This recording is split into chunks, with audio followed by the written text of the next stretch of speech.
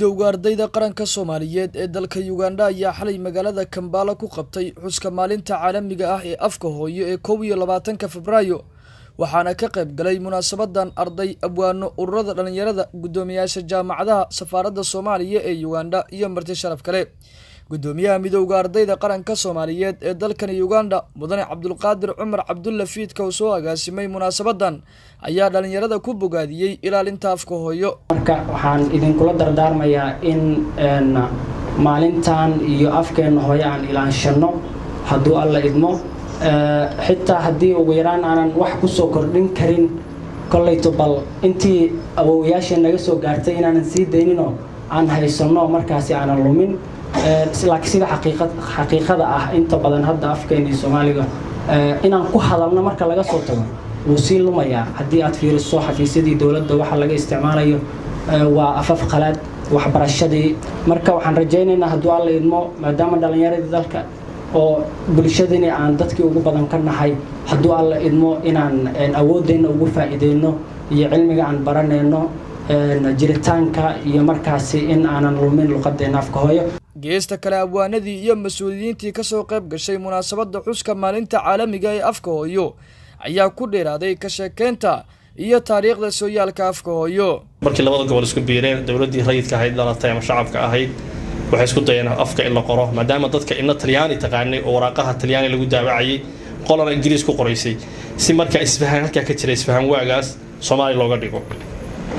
dadaalkaas gudiyaal sameeyay gudiyadii ma mira dhalin laakiin wuxuu ahaa hiyikac sidoo kale Soomaalidu waxa ka guuxayay xafarta la qaadan doono noocay tahay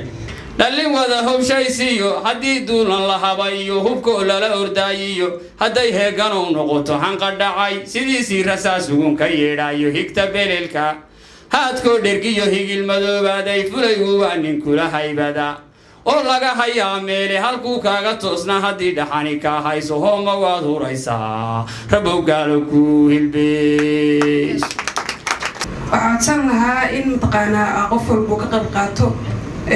afkeeni sidii dadkii naga horeeyay noogu soo shaqeeyeen anagana inaan u isticmaalno oo maqaanaa caruurteena iyo dadka naga dambeeya si aysan uga dhaxlin ereyo cusub oo anaga aan soo gelinay waan uga mahadcelinayaa wakiilka Ardayda Qaranka Soomaaliyeed ama Midowga Ardayda Qaranka Soomaaliyeed ee dalka Uganda Mr. Fiidka runtii juhdiga ku bixiyay xafladan inay dhacdo aadka u qiimaha badan loogu dabaaldegayo afkii hooyo waa wax aad u cajiib ah anagoo kaashanayna dhammaan safaaraddeena bulshadeena maanta hanoo noqoto maalin ruantii waxa weeye gudoomiyaha horta uga mahadcelinaya macallin kuma jiro anagoo kaashan doona safaaradda iyo dhammaan xubnaha kale idinkana in la tashan doona waxaan rabnaa biidnillaahi rabbana inaan maalinteeda ka dhaqan ka duwan aan ku hirgelino biidnillaahi rabbana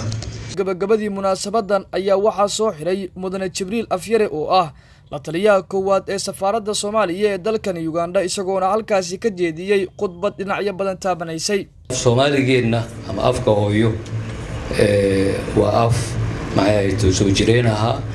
oo maxay Soomaalidana runtii ku faanto waagii la qoray Ilaahay u naxariisto madaxweynihii hore Maxamed Siyaad Barre anuu waxaan xasuustaa anoo yar ubax kacaankan ku jiray naftirkeygu ma yiri odaygaas baa xeerka aan ka yarahay guuleysta iskarab qabsada hadaalina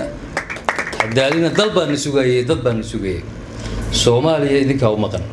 wabillahi tawfiiq assalamu alaykum warahmatullahi Cabdixakiim Xasan Axmed Cabdixakiim DUCEYSANE SOMNEWS TV Kampala